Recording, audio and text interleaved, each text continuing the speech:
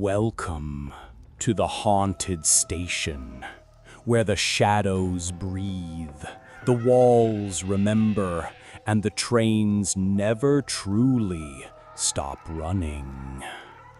Tonight's story is not fiction. It is a confession.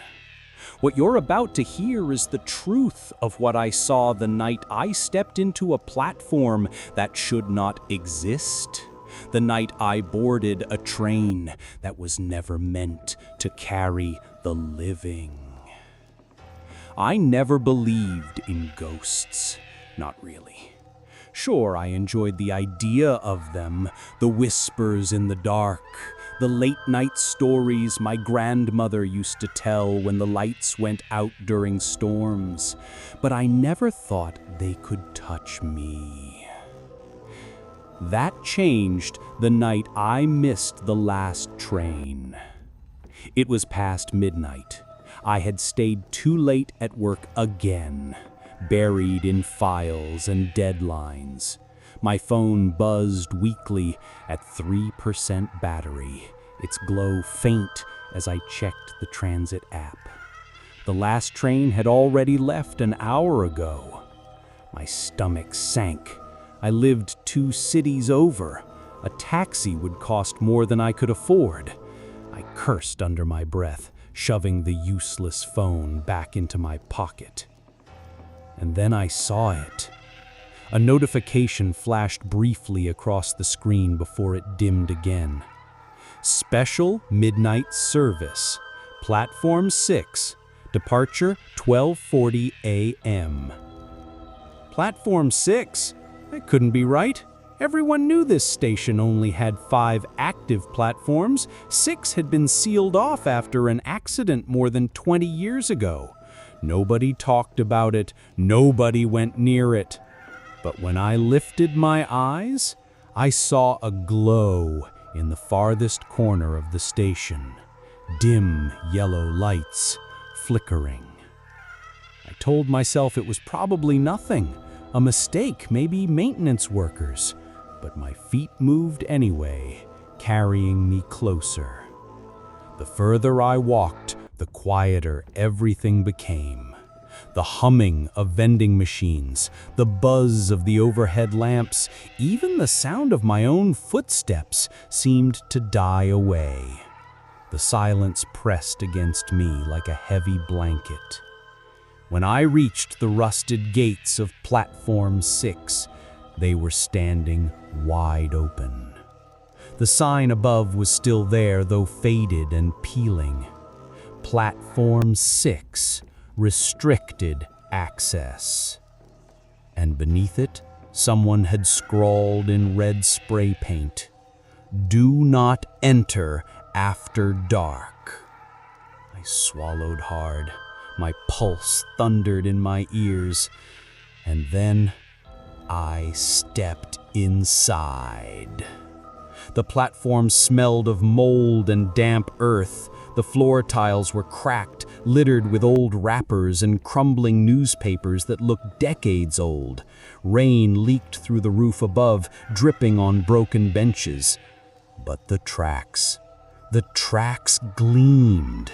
They weren't rusted over like the ones on abandoned lines should have been. They shone faintly in the dim light, polished as if trains still ran here. That's when I heard it. The distant rumble of wheels on rails. At first I thought it was just my imagination, the echo of the city's active trains bleeding into this forgotten corner. But then the ground trembled. Dust fell from the ceiling.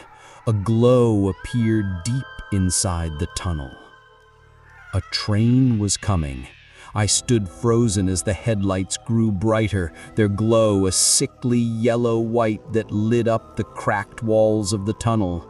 With a screech of iron on iron, the train pulled into the station.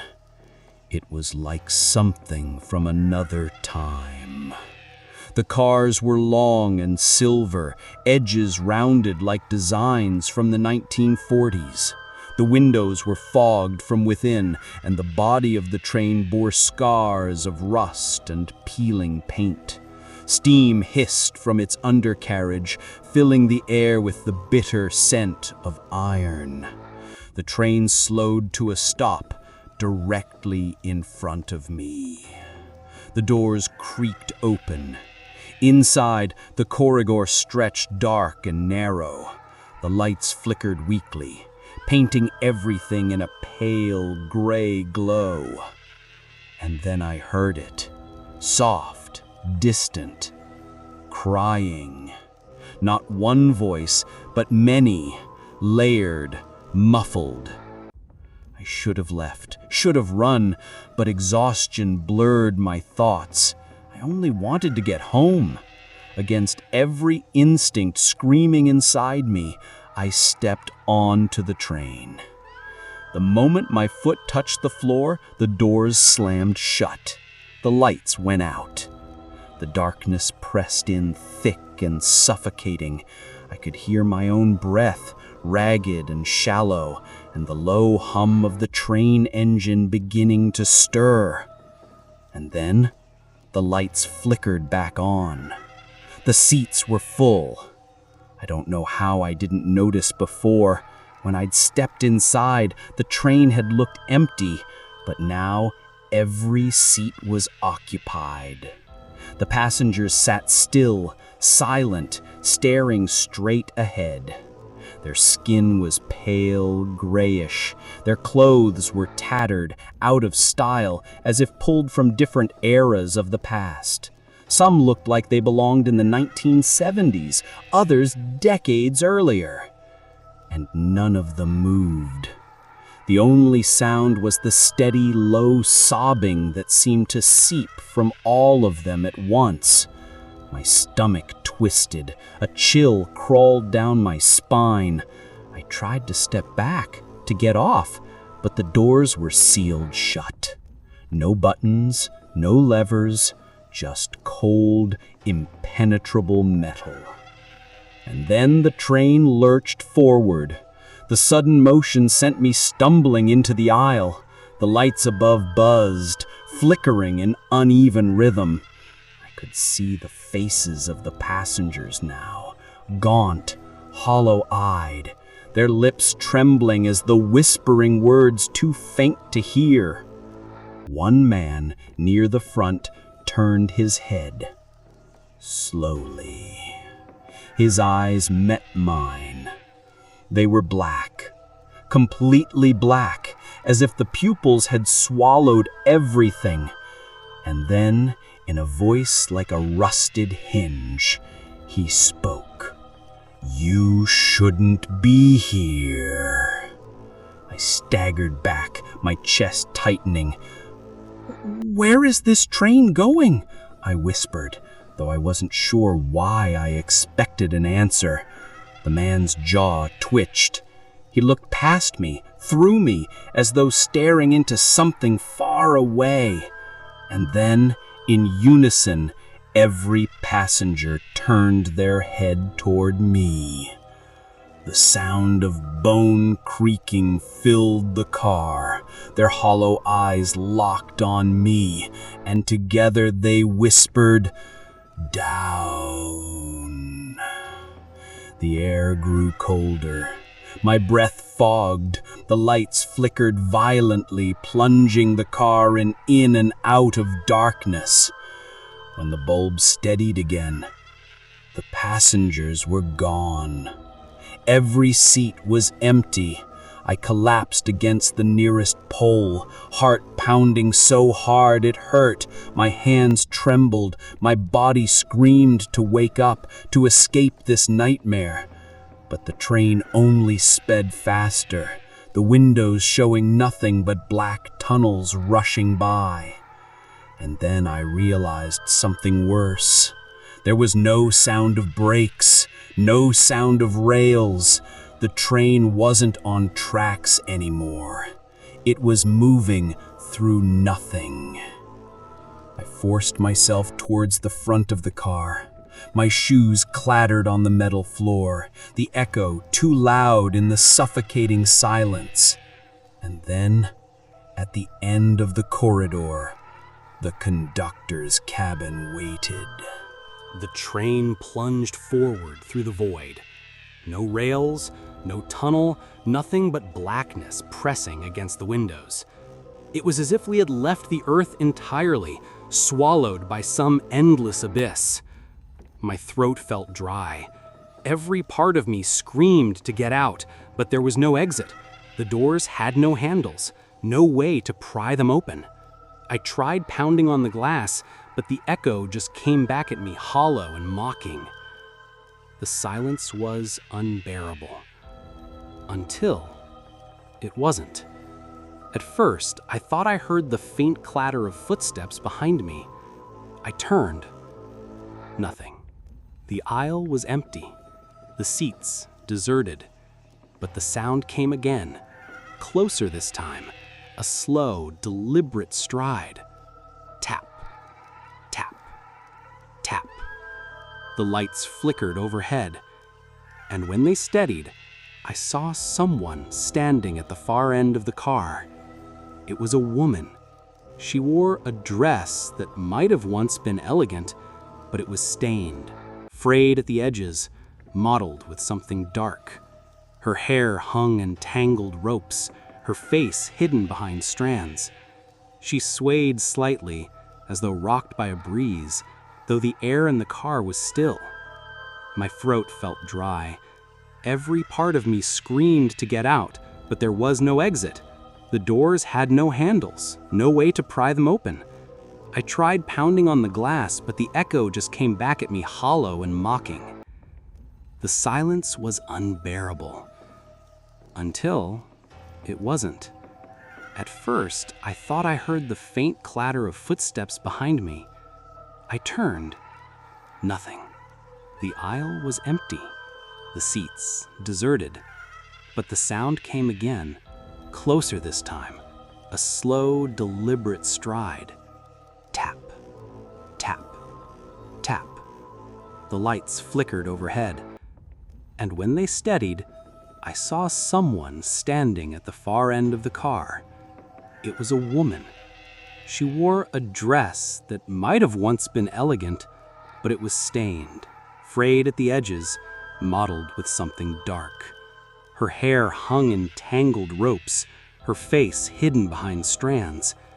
She swayed slightly, as though rocked by a breeze, though the air in the car was still.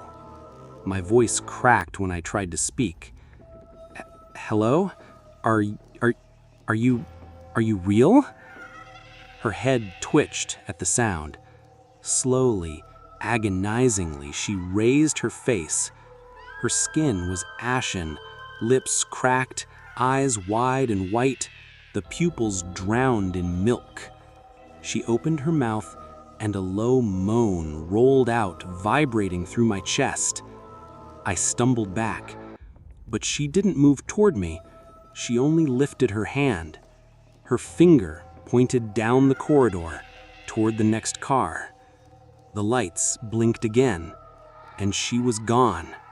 The seats where she had stood were empty, but the door at the end of the car had creaked open. I should have stayed, should have collapsed right there and prayed this nightmare would pass, but something compelled me forward. Maybe desperation, maybe curiosity, maybe a sick, invisible pull I couldn't resist. I stepped through the door. The next car was darker. The windows were completely blacked out, the overhead bulbs dim and sputtering like dying fireflies. A heavy smell filled the air, wet earth, rust, and something sharp like copper. The seats here weren't empty. They were filled with bags, suitcases, trunks, parcels tied with rope. But when I drew closer, I realized they weren't luggage. They were coffins. Row after row of small wooden boxes lined the seats. Some were nailed shut, others cracked open, lids splintered. My stomach turned as I passed one with a jagged opening. Inside, I saw the shriveled remains of a face staring up at me. Its mouth was open in a silent scream. I stumbled back, gagging, bile rising in my throat. And then the lids began to rattle, one by one. A low scratching came from inside the boxes, fingers clawing at wood. The scratching grew louder, faster, until the sound filled the car like 1,000 insects swarming. And then the lids burst open. Hands, skeletal, rotting, clawed, shot out, reaching for me. Faces contorted with rage, eyes burning hollow white. The dead were trying to pull themselves out. I screamed, shoving past the seats, running as fast as I could down the aisle. Their fingers scraped my arms, leaving trails of ice where they touched. The door at the far end loomed closer. I threw myself at it, wrenched it open, and stumbled into the next car. The door slammed behind me. The scratching stopped. Silence again. I collapsed against the door, gasping for air. My heart hammered like a drum inside my chest, sweat soaking through my shirt. The new car was brighter than the last. Too bright. Fluorescent lights blazed overhead, buzzing like hornets. The walls gleamed with polished steel, the floor shining so clean I could see my reflection. At first, I thought this car was empty. Then I noticed the walls. They were lined with mirrors.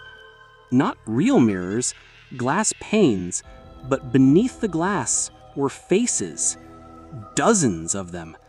Eyes wide open, mouths twisted in terror, noses and lips pressed flat against the surface as though they were trapped behind the glass, trying to push through.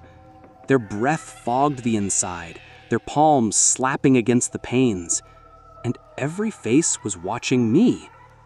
I froze, unable to breathe.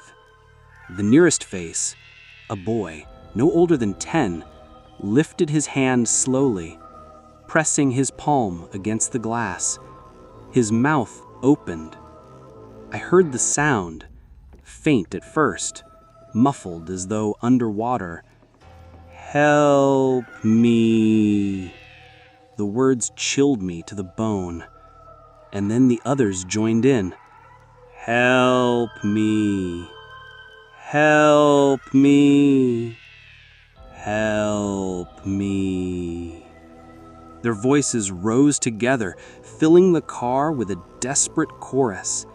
Their hands pounded against the glass harder and harder, the panels shuddering under the strain. Cracks began to spiderweb across the surface. I backed away, shaking my head. I can't. I don't know how," I shouted. But the faces only screamed louder. The glass bulged outward as though it would burst at any second. Then the lights flickered, and every face went silent. I blinked. The glass was empty. The walls were bare metal, smooth and polished. Not a single crack, not a single face. It was as if they had never been there at all. But the air was colder now, heavy with the stink of rot. And I knew they were still watching. The next door was already open, waiting for me like a mouth ready to swallow prey. My legs moved stiffly, carrying me inside, though every fiber of my being screamed not to. This car was different. Smaller, narrower. The walls seemed to press inward, the ceiling lower, making the space feel suffocating. The lights were dim, swinging on long cords as though the car were swaying violently, even though I felt no movement beneath my feet. At first, I thought this one was empty. Then I heard it. Whispers. They slithered through the air, soft, broken, impossible to catch clearly. I strained to listen. "Never left. down forever. You shouldn't. The voices came from everywhere. The walls, the floor, the ceiling. I pressed my hands to my ears, but it didn't help. The whispers crawled directly into my head, curling around my thoughts. My vision blurred. My knees buckled. And then I realized the whispers were names. My name. Over and over. Daniel. I froze. My stomach turned to ice. Daniel. I spun around, heart hammering. "Who's there?" I shouted. The whispers stopped. The silence was worse. And then, from the far end of the car, I saw movement. A figure crawled out from underneath one of the seats. It wasn't walking. It was dragging itself, elbows scraping against the floor, nails clawing grooves into the metal. Its body was twisted. Limbs bending in unnatural angles, head lolling from side to side. As it pulled itself closer, I saw its face. It was mine, my own face, pale and bloodless, eyes black as coal, the lips peeled back in a grin that stretched too wide. It opened its mouth and whispered, "Daniel." I screamed and bolted for the next door, slamming through it without looking back. The whispers followed me, even as the door closed. "Daniel, Daniel." Until at last, the train swallowed them in silence again. When the door slammed behind me, I leaned against it, chest heaving, throat raw from screaming. My pulse throbbed in my ears. I didn't want to open my eyes, but when I did, I realized this car looked different. It wasn't dark. It wasn't empty. It was lavish. Chandeliers hung from the ceiling, swaying gently as if stirred by a hidden draft. The carpet beneath my feet was rich crimson, embroidered with golden vines that seemed to twist and writhe when I wasn't looking directly at them. And the tables, they were set for dinner. Each table gleamed with silverware, crystal glasses filled with deep red wine, and steaming plates of food that smelled rich and decadent.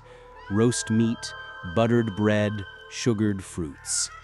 The scent was intoxicating, a sharp contrast to the rot of the last car.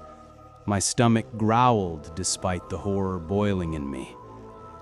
Then I noticed the diners. They sat in every seat, dressed in evening gowns and black suits, their backs straight, their movements precise. At first, they looked normal. They lifted forks, sipped wine, dabbed their lips with napkins. But when I looked closer, my breath caught. Their faces weren't faces at all. They were masks, smooth, white, featureless, holes where eyes should be. Small slits for mouths, yet somehow I could feel them watching me. One of the masked figures set down his glass and tilted his head in my direction. Then another, and another. One by one, every mask turned toward me. The air grew still. I stepped back, heart pounding. And then, in unison, they lifted their hands and began to clap. Slow, deliberate. The sound echoed too loud, too sharp. What do you want?" I stammered. The clapping stopped. The nearest diner reached for the plate before him. He lifted a silver cover with a flourish. My stomach turned. It wasn't meat. It wasn't food. It was a severed hand, rotting, fingers curled tight in rigor mortis. The diner picked it up delicately with his fork and knife, slicing it neatly, raising a piece to the slit in his mask. The flesh vanished inside. The others followed, lids lifted, plates revealed. Not food, body parts. Faces half-eaten, ribs cracked open, eyes floating in gravy. And they feasted. I stumbled back, gagging, bile burning my throat. The masked figures clapped again, faster this time, louder, and from the end of the car a voice boomed, "Join us!" The diners rose from their seats. "Join us!" Their masks split open down the middle, peeling back to reveal mouths lined with jagged teeth, jaws unhinging like snakes. They moved toward me, hands outstretched. I screamed, turned, and threw myself through the next door. The clapping followed me into the darkness. I stumbled into the next car and froze. This one looked like a nursery. The floor was covered in faded rugs, painted with stars and moons. Small wooden rocking horses stood in rows, their painted smiles cracked and peeling. Shelves of broken toys lined the walls, glassy-eyed dolls staring down at me. And then I heard laughter, high-pitched, echoing, children's laughter. My blood ran cold. I spun, searching, but the car was empty. Then the rocking horses began to move, slowly at first, creaking back and forth. The dolls on the shelves tilted their heads in unison, their painted lips twitching into smiles. The laughter grew louder. I backed away, shaking my head. "No, no, no!" The lights flickered. And suddenly the car was full. Children sat on the floor, cross-legged, their faces pale, eyes sunken. Some had missing patches of hair, others wore hospital gowns, IV tubes dangling uselessly. They were playing with toys that weren't toys at all. Bones, skulls, chunks of flesh shaped into crude dolls. One little girl turned to me, her face streaked with tears. "Play with us," she whispered. I shook my head violently. I can't. I don't." The children's faces twisted. Their smiles stretched too wide, teeth rotting and jagged. Their laughter turned shrill, deafening, a sound like knives scraping glass. The dolls on the shelves fell to the floor, their porcelain heads cracking open to reveal writhing maggots. The rocking horses began to buck violently, their wooden frames splintering. The children rose to their feet. "Play with us!" they screamed in unison. They charged at me, their tiny hands clawing, nails sharp as knives. I felt their fingers rake my skin, cold and burning all at once. I bolted for the far door, slamming it open, tumbling into the next car, just as the children's shrieks reached a pitch that split the air. The door shut behind me. The laughter cut off instantly. I staggered forward, trembling, sweat pouring down my back. My arms burned where the children's nails had grazed me.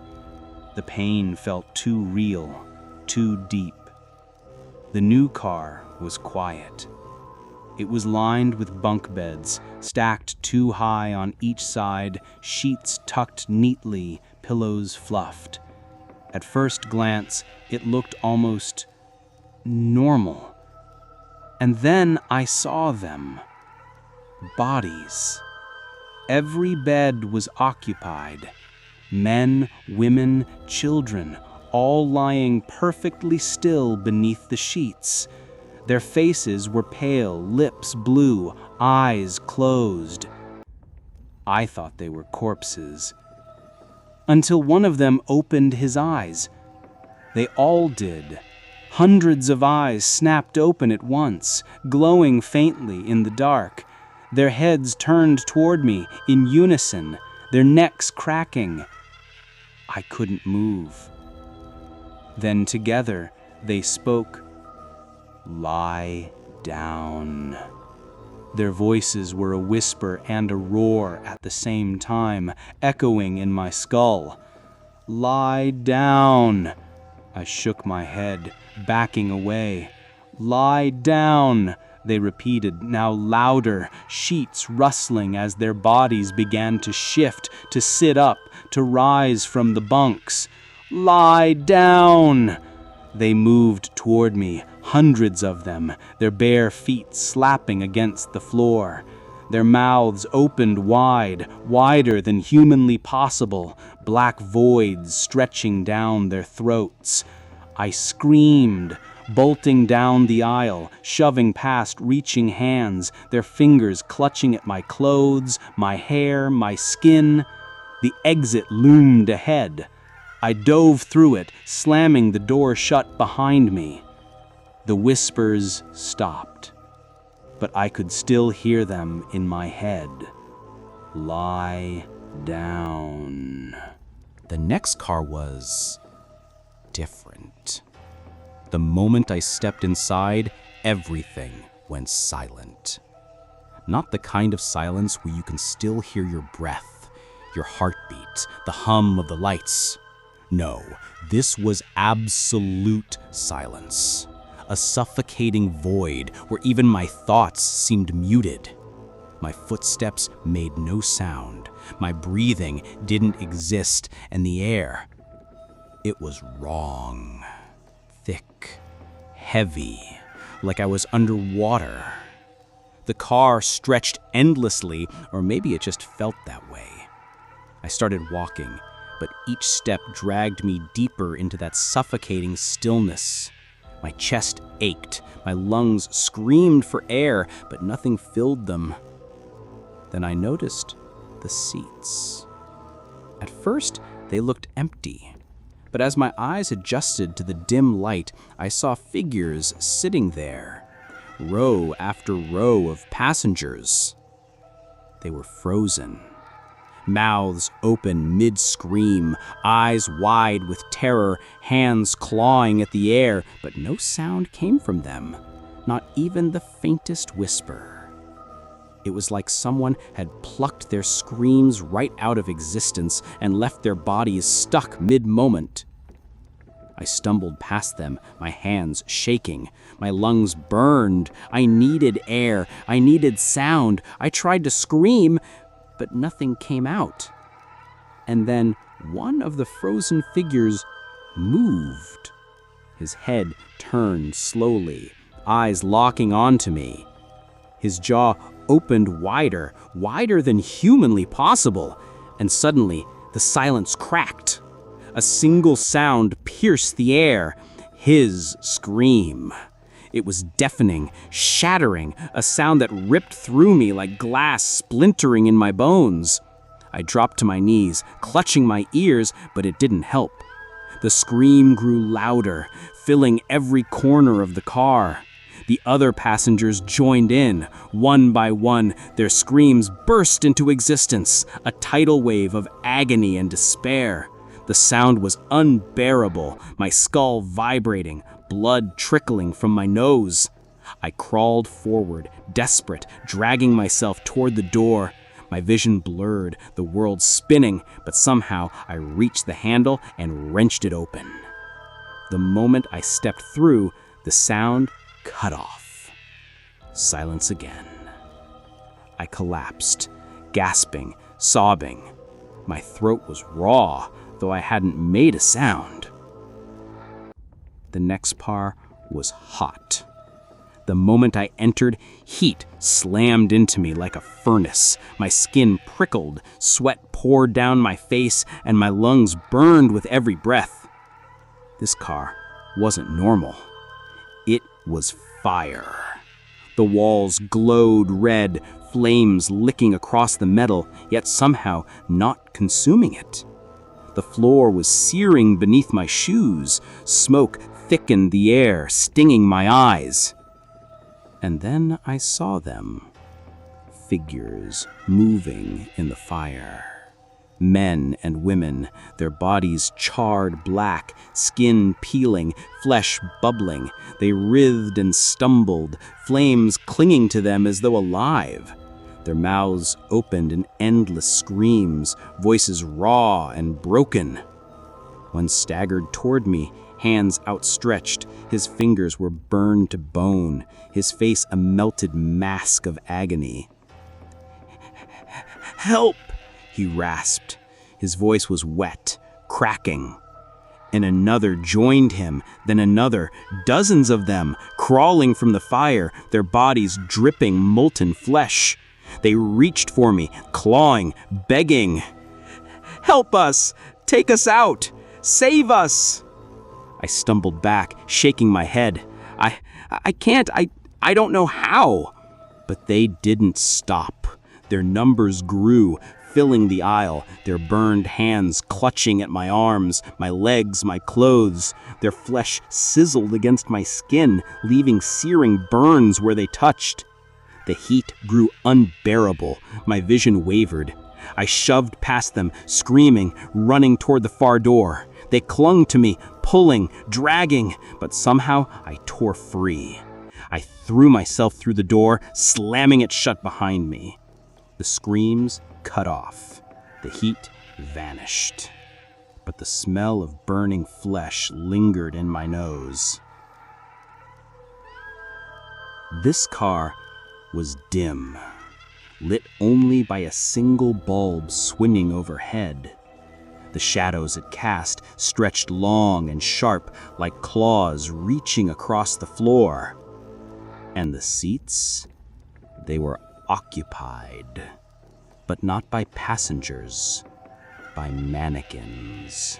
Row after row of lifeless figures sat in the seats. Their bodies were plastic, their limbs jointed and stiff. Their faces were blank, featureless ovals. At least, at first. As I walked down the aisle, I realized the faces weren't blank anymore. They were changing. Mouths stretched into crooked smiles, eyes blinked open, pupils pinning me like knives. Their heads turned in unison as I walked down the aisle. The air thickened with the weight of their gaze. My skin crawled. One of the mannequins twitched. Its arm jerked, fingers snapping into claws. Then another, and then another. Their movements were stiff, jerky, unnatural, but they were moving, rising from their seats. Dozens of them.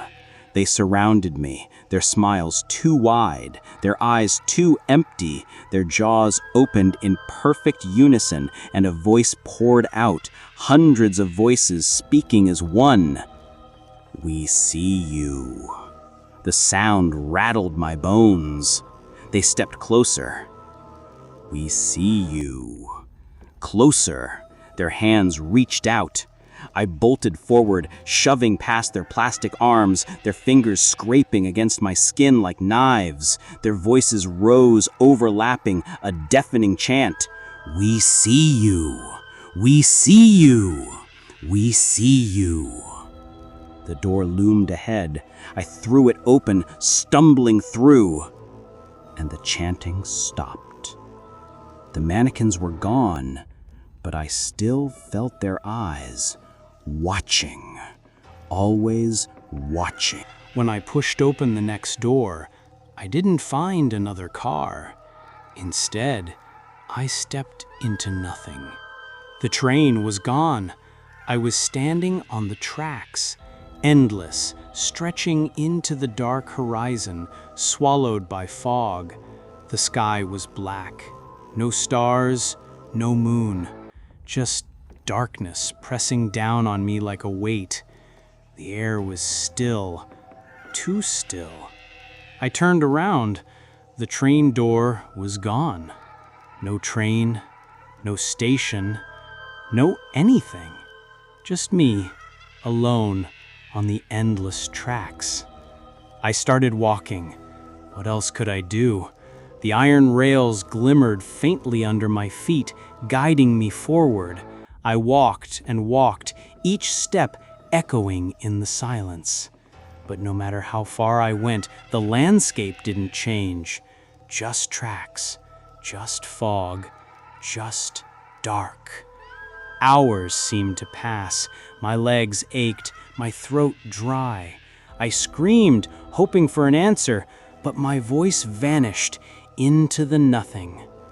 And then I heard it, a sound behind me, a whistle, low, distant, growing louder. I froze, my heart skipped. From the fog, a headlight bloomed, a train, but not just any train, an enormous beast of iron and shadow barreling down the track straight toward me. Its whistle screamed like a banshee, its wheels thundered, the ground shaking beneath me. I ran. I sprinted down the tracks, lungs burning, but the train was faster. The light grew brighter, swallowing me in its glow. The screech of metal filled the air. I tripped, fell hard onto the tracks. I turned, staring into the blazing headlight. It was right on top of me, and just as it hit, everything went black. I gasped, awake. I was back on the train, lying on the floor of another car. My whole body trembled, my skin was slick with sweat, my chest heaving as though I'd run for miles. The car was quiet, too quiet. The seats were empty, the lights flickered. The air stank of rust and decay. I pushed myself up, every muscle screaming. My mind spun. Was it a dream? A hallucination? Or was the train playing with me, pulling me through its own endless nightmare? Then I noticed something. The windows. They weren't black anymore. I could see outside. And what I saw froze my blood. The train wasn't moving through countryside or tunnels or even the real world anymore. It was moving through bodies, mountains of them, piled high, stretching endlessly in every direction. Twisted, broken corpses, their faces locked in eternal screams. The train plowed through rivers of blood, its wheels crushing bones with every turn. And the faces were familiar. They were the passengers I'd seen before. The burned ones, the frozen ones, the mannequins, even the conductor. All of them dead. And as I stared, their eyes turned. Every corpse outside turned its head, locking its gaze on me. Thousands of eyes, watching, waiting. My breath caught. My chest tightened. I staggered toward the next door, desperate to get away. But before I could reach it, a voice spoke from behind me. "You shouldn't have come here." I spun. The conductor stood at the far end of the car. His eyes glowed red, his grin splitting impossibly wide. His skin peeled back, revealing something beneath. Muscle, bone, shadow. "You've seen too much," he whispered, his voice slithering through the car. I stumbled backward, shaking my head. "What is this place? What do you want from me?" He stepped closer, each footfall echoing like thunder. "This is the haunted station." His grin widened. "And you are never leaving." The lights died. Darkness swallowed the car. I felt movement all around me. Hands, cold, clawing, gripped my arms, my legs, my throat. I screamed, thrashing, but the shadows held me tight. The conductor's face loomed in the dark, glowing red eyes cutting through the black. This train has no end, no escape. Every scream feeds it, every soul fuels it. And now, his smile split to the ears. You are part of it. The shadows yanked me down. The floor dissolved beneath me, and I fell through endless darkness, screams swirling around me, the faces of every soul I'd seen flashing past, the burned ones, the frozen ones, the mannequins, the corpses. All of them reached for me, pulling, clawing, dragging me deeper. My lungs filled with their screams, my skin tore beneath their grasp, my mind cracked under their voices. And then I wasn't falling anymore. I was sitting on the train. A seat beneath me, a window beside me, the world rushing past outside, like nothing had happened. I looked around. Passengers filled the car, chatting, smiling, alive. For a moment, I thought, maybe it was over. Maybe it was just a nightmare. Then the passenger across from me looked up. Her face was blank, a mannequin's face. The man beside her turned. His skin bubbled, burned. Another froze mid-scream.